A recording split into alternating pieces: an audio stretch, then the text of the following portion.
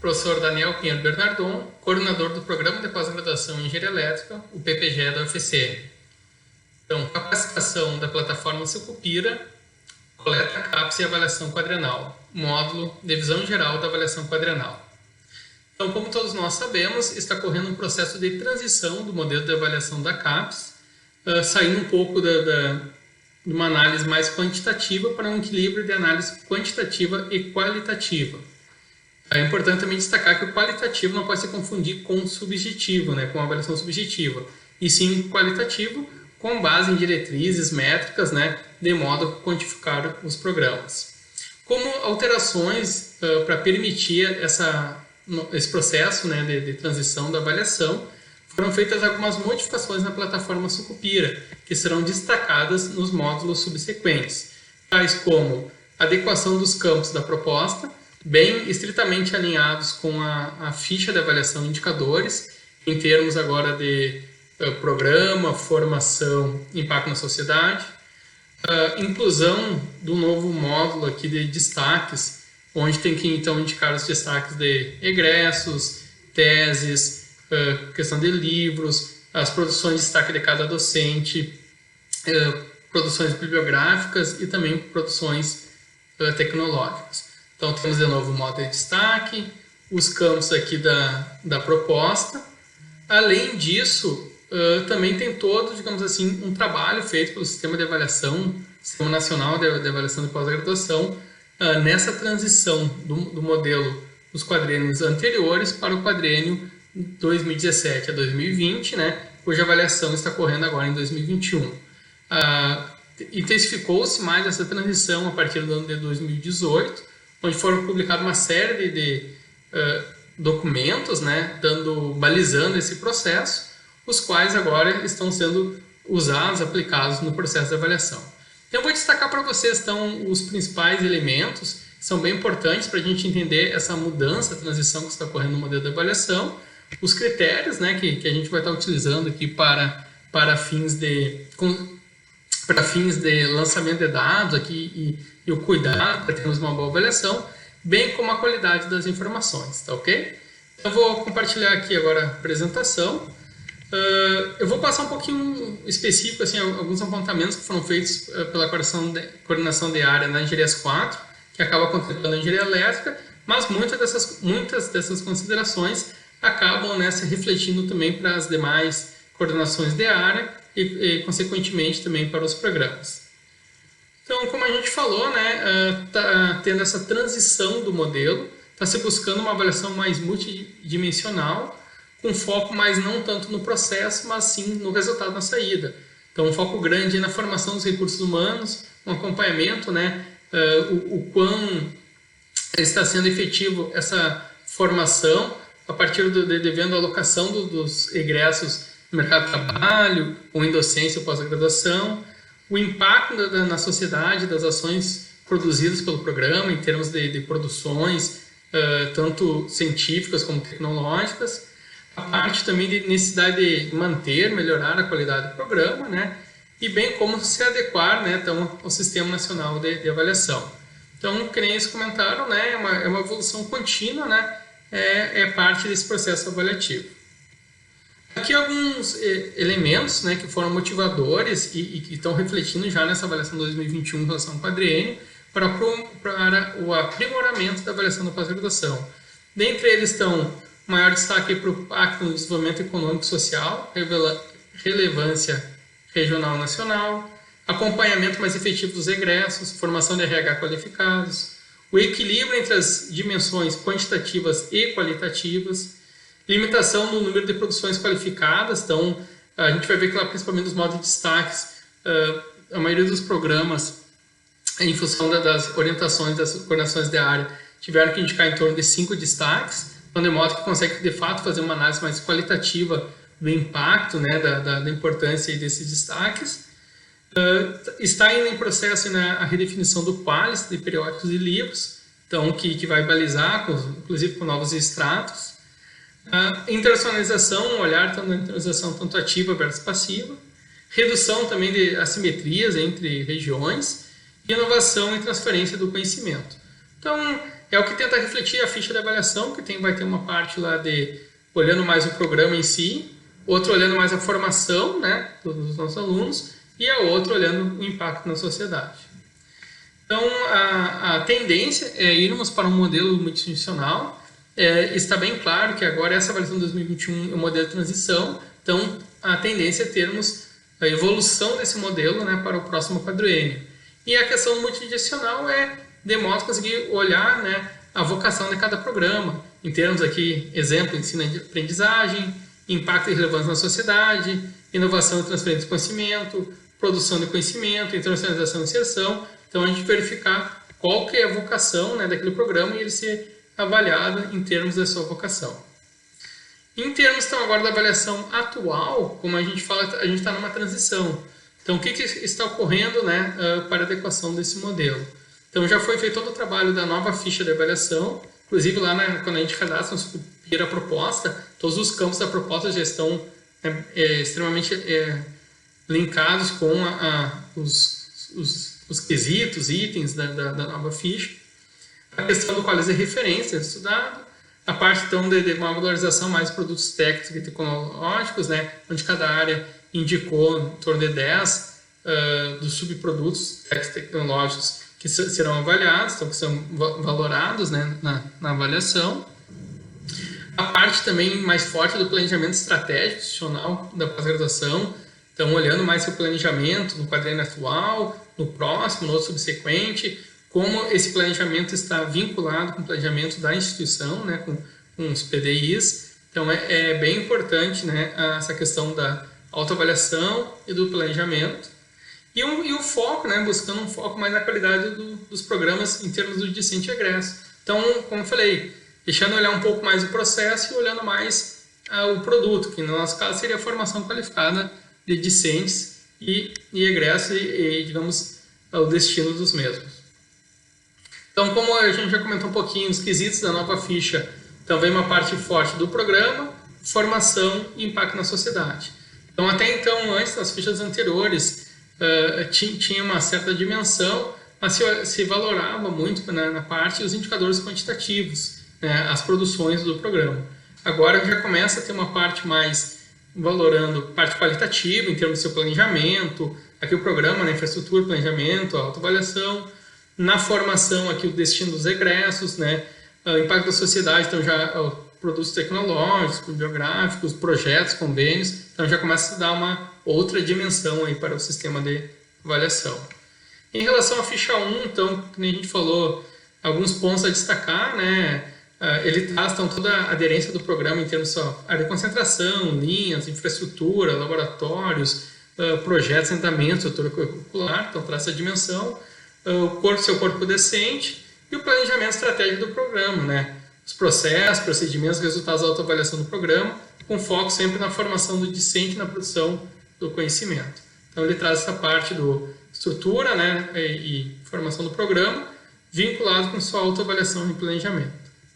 Já a parte 2, a ficha, a formação, então, ela até que traz a maioria dos indicadores ainda quantitativos ainda na formação que vem, em termos principalmente de produção intelectual, né, dos docentes e discentes, mas então ele traz então, atividades de pesquisa e de formação do programa de produção intelectual, traz também a parte da qualidade e adequação das teses e dissertações, né, em relação às áreas de concentração em linhas, qualidade da produção dos discentes egressos, o destino, atuação e avaliação dos egressos do programa em relação à formação recebida. Então, é já um olhar em termos de produção, de qualidade, envolvimento dos docentes no programa, né, e um olhar forte aqui nos egressos. Já a parte 3, impacto na sociedade, então ele vem em termos dessa transferência da tecnologia, em termos do impacto na inserção social e econômica do programa, em termos dos produtos, principais produtos desenvolvidos no programa, bibliográficos e técnicos, né, e qual que é o seu impacto com a sociedade, e bem como também a parte de internacionalização e visibilidade do programa. Então a nova ficha então, traz esses quesitos de programa, formação e impacto na sociedade.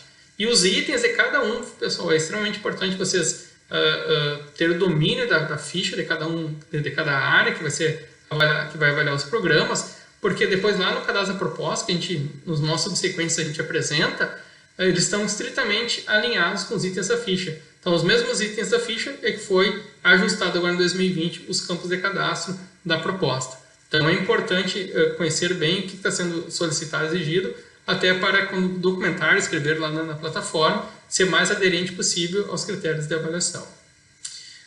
Alguns itens também que foram adicionados, que a gente mencionou no início, foi modo de destaques, de modo a conseguir agora não fazer só uma apuração quantitativa, mas colocar uma lupa, né, analisar de uma forma mais qualitativa em termos dos destaques do programa.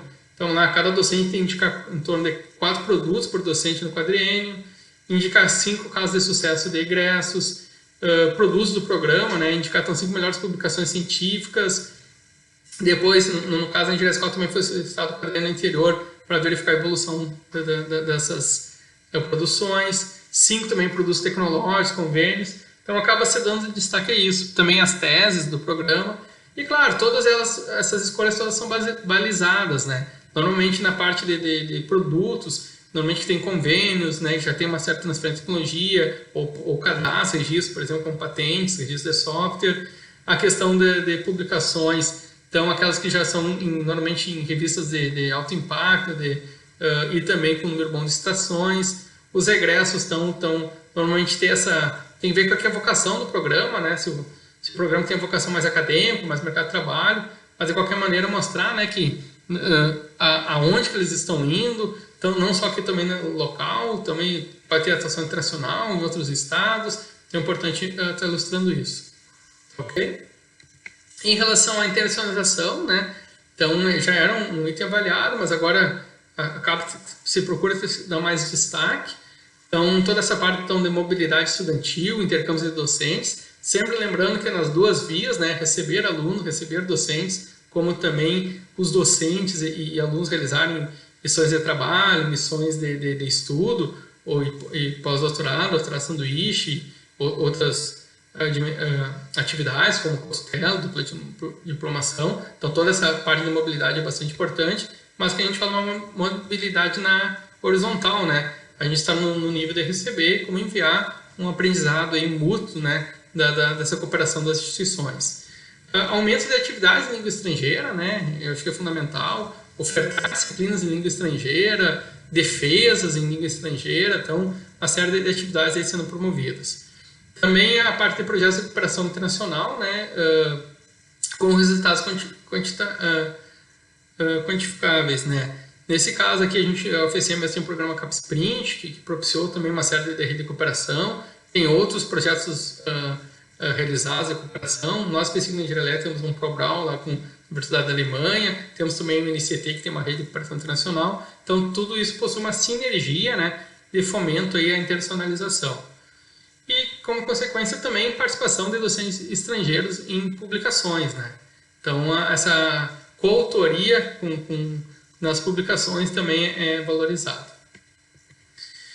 Em termos de autoavaliação, como a gente falou, é importante os programas de fato terem um planejamento de curto, médio e longo prazo, então de forma bem definida, com quais são os seus objetivos, seus planos de ações, quais são os indicadores que mensuram esse planejamento, quais são as metas que se busca atingir e qual que é o status. Então, nessa autoavaliação, normalmente está dividida lá na parte de uma autoavaliação associada ao planejamento. Autoavaliação de fazer uma radiografia, né? Fazer um diagnóstico do programa, verificar, normalmente já foi feita algumas ações com a PGP, ProPlan, na linha de fazer os diagnósticos, no sentido de aplicar matrizes da SWOT para ver os pontos fortes, pontos fracos, ameaças e oportunidades. Também, se recomenda utilizar outros instrumentos ou se aprimorar mais a forma de diagnóstico e a partir daí fazer os planejamentos, não só para melhorar aqueles pontos que necessitam, mas também para potencializar, né, os pontos fortes. Então, de uma forma geral aqui, descrever os princípios adotados pelo programa em termos da qualidade social e certificação de disciplinas, formação continuada de docentes, qualidade de orientação, controle do fluxo de discentes, evasão, acompanhamento de egressos, apresentação de metas, né, do programa de médio e longo prazo, indicar como o processo de autoavaliação contribui para o planejamento estratégico do programa, curto, médio e longo prazo, Mostrar a articulação importante, né, da autoavaliação do programa com a avaliação da instituição, se está casado com o plano de desenvolvimento institucional, né, o PDI da instituição. Indicar quais foram os mecanismos de envolvimento dos docentes, discentes e técnicos, né, quais foram os ferramentais que foram utilizados, né, e workshops e outros eventos. Indicar as políticas de inovação, internacionalização e inclusão social e seus resultados.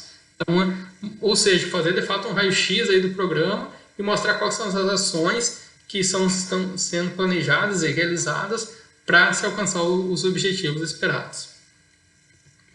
Outros pontos que também são importantes, né, nessa avaliação e de alguma maneira devem ser inseridos também na proposta.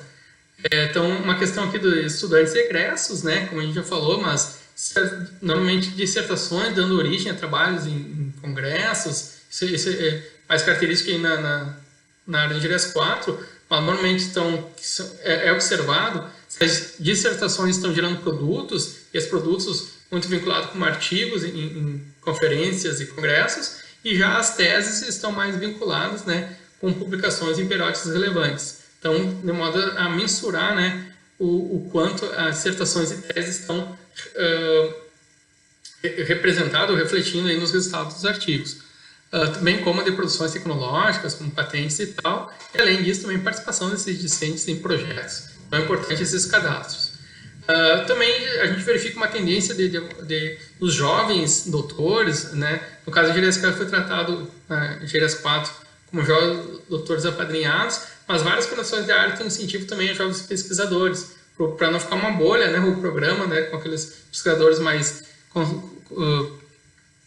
digamos assim, com mais tempo de casa e tal, e não ter oportunidades para os novos pesquisadores. Então é importante ter essa transição, né, trabalhar o programa consolidado, mas também sempre trazendo um ingresso, né, novos pesquisadores. Então cada área lá tem suas regras, mas é um ponto a ser explorado. No caso específico da Engenharias 4, nosso caso é permitido então ter jovens doutores no programa até 5 anos de doutoramento.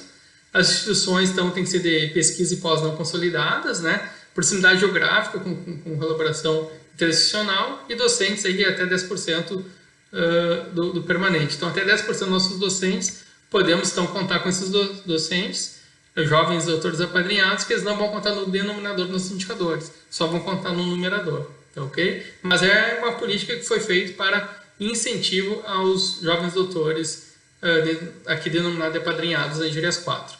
Também está bastante também está sendo bastante motivado, né, os programas também tratarem questões de política de redução de desigualdades.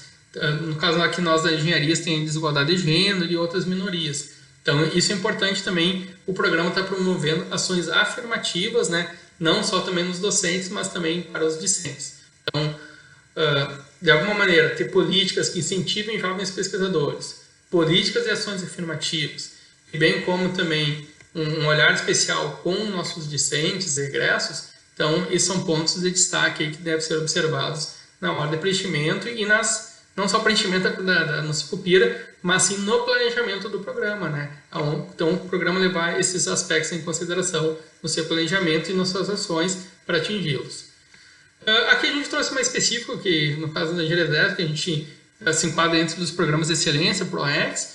Então tem algumas observações para o programa 6 e 7, mas eu acho que todos os programas têm esse objetivo, né? De conseguir a nota 7, né? Então para isso, claro, a gente sabe que tem um caminho a ser trilhado, mas é importante estar promovendo uma série de ações para alcançá-los. Então é importante já entender um pouco quais são os quesitos, né? O que vocês esperam no programa 6 e 7 para buscá-los.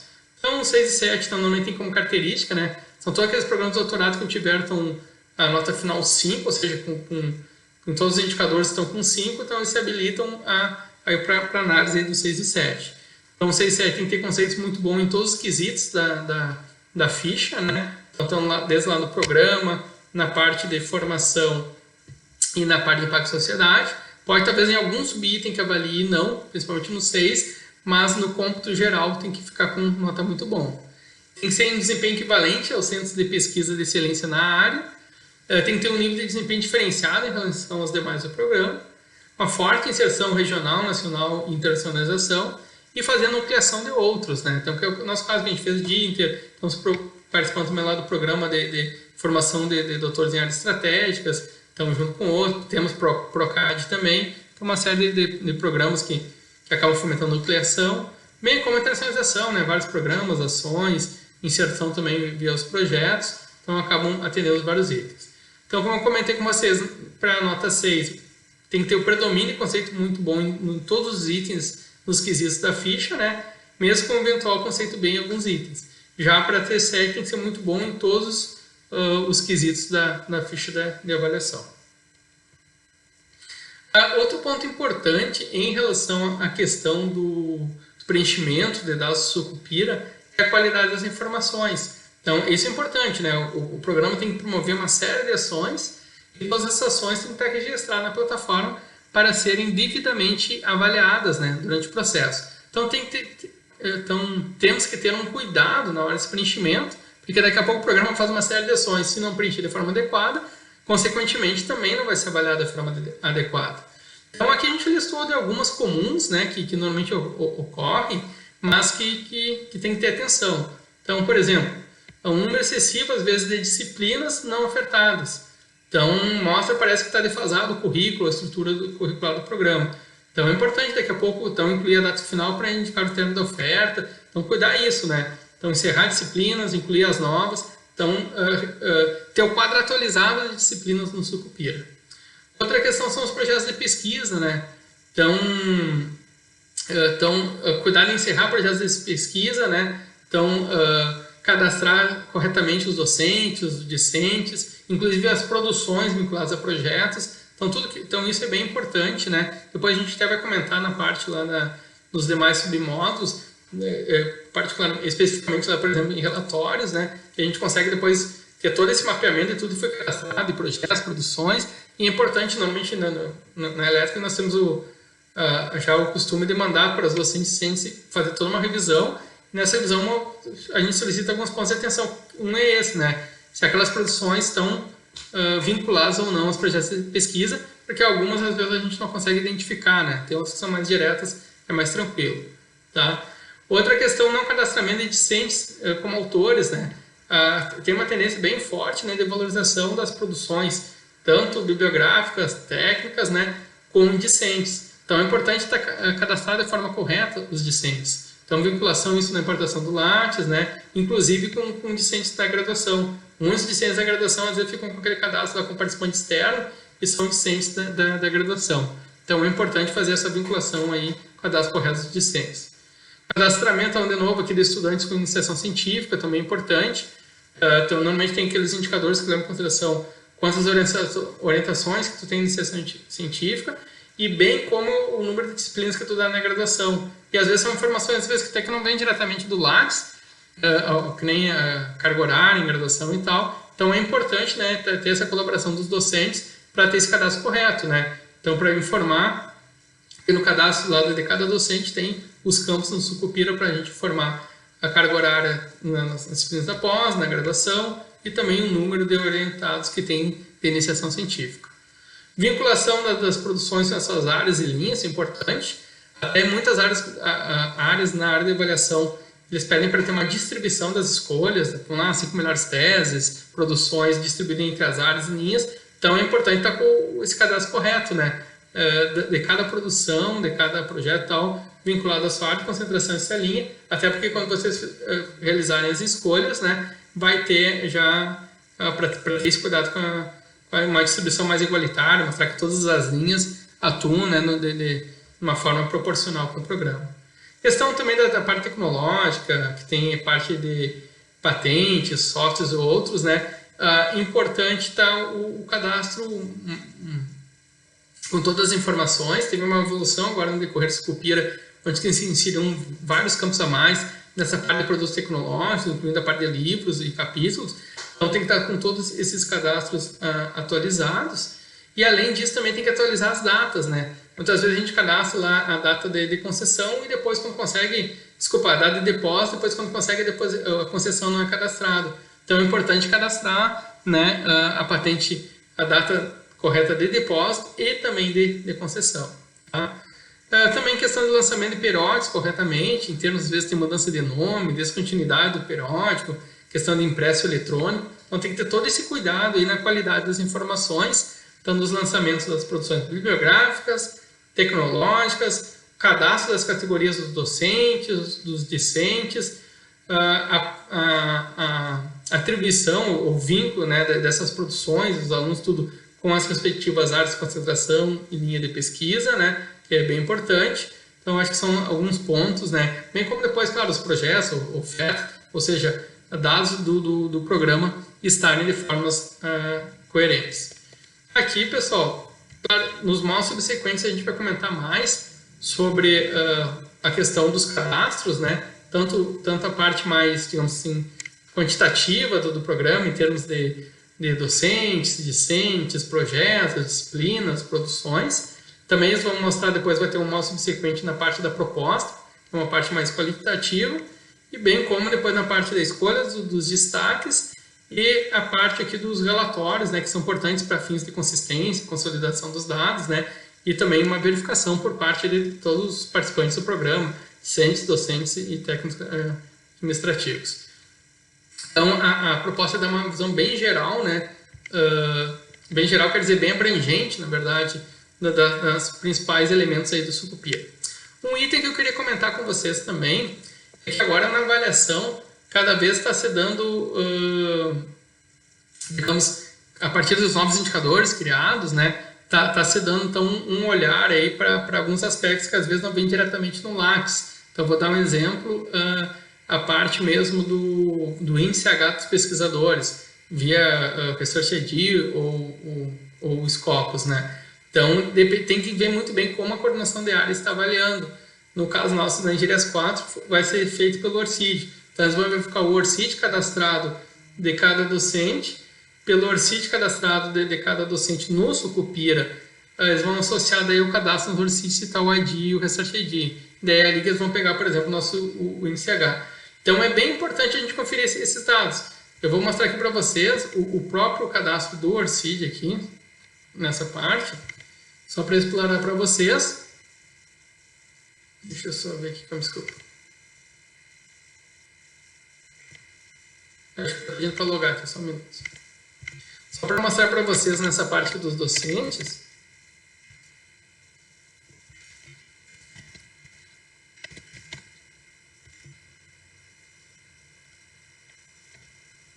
Só para mostrar essa parte dos docentes aqui para vocês. E algumas informações vêm automático dos sistemas, né? Então, se eu clicar aqui no meu nome, aqui particularmente, ó, vai vir a questão da bolsa de produtividade, né? Tal, e o ORCID é um que vem automático. Então, eu tenho que fazer um cadastro prévio lá na CAPES, e daí ele traz esse dado. Eu não tenho como eu, como coordenador do programa, entrar aqui, ó, e eu entrar para alterar dados, por exemplo. São campos que são automáticos, né? Eu não tenho, ó, já está em cinza, que nem a bolsa de produtividade. São campos que vêm automáticos de outras bases de dados. Então, isso que eu comentar, cuidem isso também, porque como está tendo esse olhar um pouco mais agora também em termos de citação, impacto em termos pelo índice H de cada docente, boa parte das coordenações de área estão recomendando, né, os programas e tal, de fazer essa busca pelo ORCID. Então, pelo meu ORCID, se eu verificar aqui, ó, vou mostrar aqui para vocês agora, deixa eu botar aqui.